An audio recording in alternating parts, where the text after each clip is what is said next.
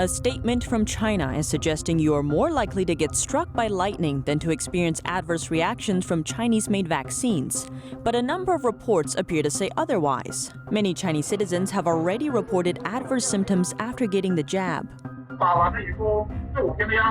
After the vaccination, I felt uncomfortable in my heart. It was arrhythmia and slight fibrosis of the heart. I think my blood circulation isn't flowing properly because of the vaccine. China's state-run media doesn't seem to be reporting on these cases either. So in this special report, we look into unreported stories of those who say Chinese vaccines aren't so harmless after all. Welcome to China in Focus. I'm Tiffany Meyer. China has already vaccinated nearly 80% of its population and has reported virtually no vaccine-related deaths. That's a big divergence from other nations, which have already recorded thousands of adverse reactions and even some deaths. So, is it a miracle, or is something else at play? Last month, China's Center for Disease Control and Prevention announced that over 1.1 billion of its citizens have been vaccinated with Chinese-made shots. But there's something odd going on. Although China regularly releases updates on its vaccination progress, it almost never reports on any vaccine-related deaths, side effects, or adverse reactions. The lack of information begs the question, has China been trying to obscure this data? One user commented on the issue online through Chinese social media platform Weibo. Referring to China's CDC announcement, they wrote, over 1.1 billion people across the country have been vaccinated with the coronavirus vaccine. The media from top to bottom is silent on the side effects and adverse reactions of the vaccine. Is this strange or normal? In this special report, we look at some of the cases that Beijing may have intentionally left unreported. So far, Beijing has only released one report detailing how many people have experienced reactions from the Chinese shots. The report was released in May. It doesn't mention any vaccine-related deaths. To watch today's full special report, click the link in the description down below. We are working with Epoch TV, and all Friday special reports are published there in full length. October 1st is called National Day in China. While Hong Kong officials celebrate the founding of the communist regime, protesters march outside, calling for justice for jailed pro-democracy activists.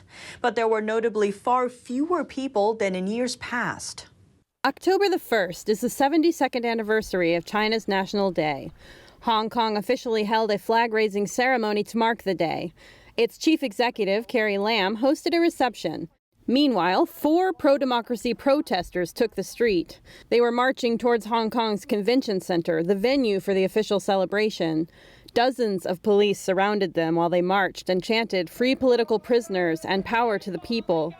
The protesters were holding a placard with images of many pro-democracy activists who were jailed in recent months under the national security law.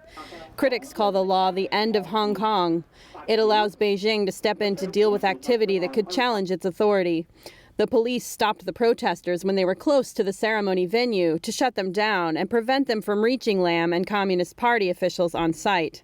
According to public broadcaster RTHK, Hong Kong authorities deployed over 8,000 police officers across the city. China's National Day was widely considered a day to protest in Hong Kong, but the crowds have been shrinking drastically each year.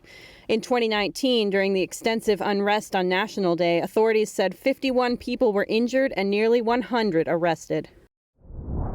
And how is the Chinese Communist Party showing its national pride on the National Day? With a mass air incursion of Taiwan's air defense zone. The Taiwanese Defense Ministry said that 38 Chinese aircraft had entered its air defense zone, including 2 nuclear-capable bombers. Taiwan sent combat aircraft to warn away the Chinese aircraft, while missile systems were deployed to monitor them. The number of planes in this incursion was 10 more than China's all-time record of 28 aircraft that happened in June this year. And also this year, China has been sending military planes into Taiwan more frequently compared to last year. China's latest incursion came less than a day after China delivered an intense denunciation of Taiwan's foreign minister. China claims self-ruled Taiwan as its own territory, despite the island having its own democratically elected president, its own currency, government, military, and constitution. Beijing slammed Taiwan's foreign minister on Thursday, calling him a die-hard activist. The minister has been outspoken against the so-called One China policy. NTD's Don Ma has more. Beijing delivered an unprecedented denunciation of Taiwanese Foreign Minister Joseph Wu. It called the minister a die-hard Taiwanese independence activist. This despite Taiwan never being ruled by Communist China. The democratic island views itself as a sovereign country.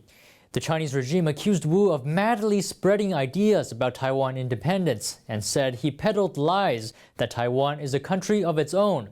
It also said that all forms of comments on Taiwan's independence are but flies humming. The Taiwanese government responded to the remarks on Friday. It called them inappropriate. We feel the job of the Taiwan Affairs Office should be to serve the people on both sides of the Taiwan Strait. So I think the remarks, firstly, it's very indecent and out of character. China's Taiwan Affairs Office is an organ of the Chinese Communist regime. It carries out the party's policies towards Taiwan. It was this office that made the remarks. Mr. Chu says he hopes the office will be more respectful in the future. We feel if we want the future of the two sides of the Taiwan Strait to develop in a healthy way, it is definitely not achieved through verbal struggle or tug of war. So we hope that the Taiwan Affairs Office will deliver more decent speeches in the future. Meanwhile, Minister Wu seemed unmoved by the remarks. On Friday, Taiwan's foreign ministry said the regime's remarks were not worth talking about. Don Ma, NTD News. And in Taiwan, people gathered on October 1st before the country's parliament building to show their support for human rights in China, taking a stand against the Chinese Communist Party, or CCP. They say while the regime is celebrating its National Day for Chinese people, this day should be called a National Day of Mourning. Today, October the 1st, is the 72nd anniversary of the Chinese Communist regime. However, outside the Taiwanese parliament, a global anti-communist gathering is being held. It's co-hosted by Hong Kong Outlanders and a number of other human rights groups. Let's take a look. We organized this event to directly point out the essence of the totalitarianism of the Chinese Communist Party. It's very important that while democratic countries around the world are supporting Taiwan, Taiwanese people should be more brave to support other oppressed people. We must show our moral courage and let people of other countries know that Taiwan is a place with democracy and freedom, and that the people here will make good use of our democracy and freedom to help other oppressed people. The Chinese Communist Party is like an evil spirit wandering around the world. I think this is an objective fact, and it gets worse and worse. If it can't scare others, it will infiltrate. If it can't infiltrate, it'll use violence. Hong Kong is a very important example. This is why we have this big gathering today.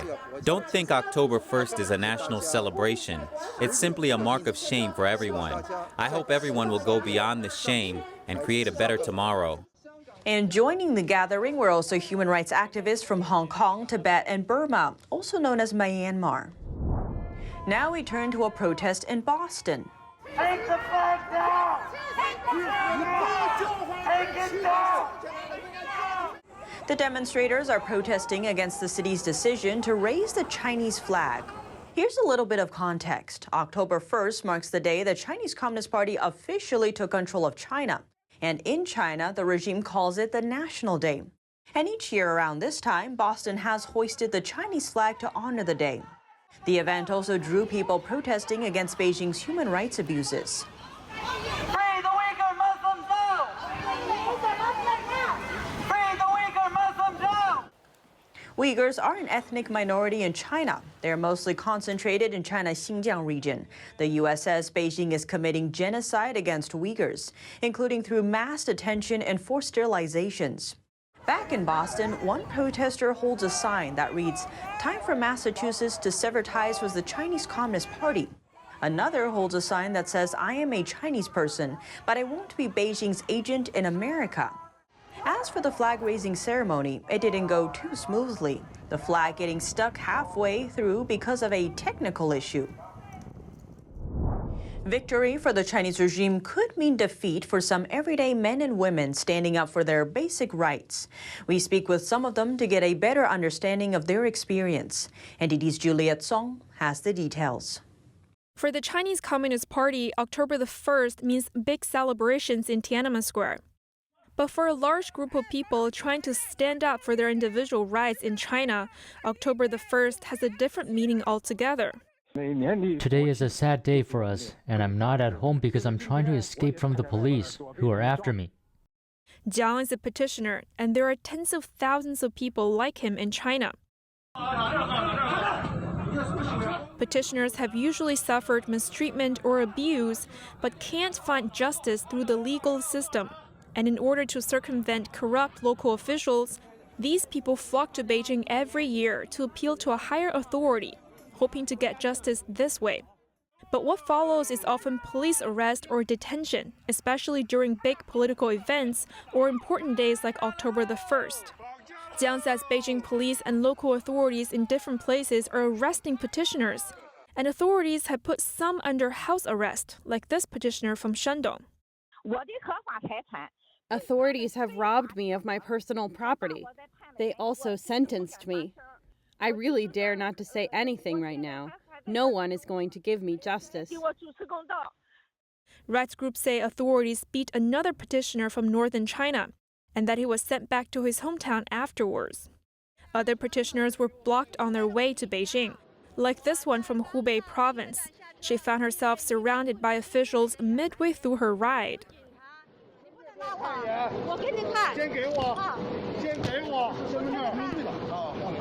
She eventually made it to Beijing, but right after she got off the train, another group of people were waiting to block her. And petitioners may also encounter violent treatment, like the woman in this video. To clarify, this video was filmed last year before the National Day. But rights groups do say it's common for petitioners to suffer abuses while they appeal for justice. Juliet Song, NTD News.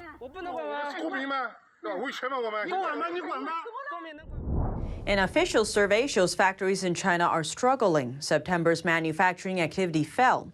That's according to a new index released Thursday. It's the first time the official survey showed activity shrinking since the pandemic began. According to China's National Bureau of Statistics, the soaring cost of energy is striking factories hard. It says high-energy businesses have not been prospering. Construction and manufacturing have driven much of China's economic recovery this year. But the power shortage poses a serious challenge to the industry.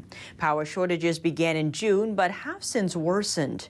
People generally agree there are two reasons for the crunch. One is soaring coal prices. The other is Beijing's order to reduce carbon emissions. Blackouts for households and factories soon spread to over 20 provinces in China. China State Grid Corporation even said this week that it would go all out to fight the tough battle of power supply. Analysts at Goldman Sachs trimmed their 2021 Chinese growth forecasts, saying there's considerable uncertainty in the final quarter of the year. And that's all for today's China in Focus. Thanks for watching. But before you go, we will give you a glimpse into next Friday's special report. During World War I, Great Britain turned its mastery of a crucial technology into a formidable weapon against Germany. Today, another country is aiming to take over the same industry through one of its star companies. The country is China, and the company is Huawei. In this special report, we look at how the Chinese telecoms company is helping the Communist Party achieve its global ambitions, how far they've gone, and what Chinese dominance of that technology could mean for the world.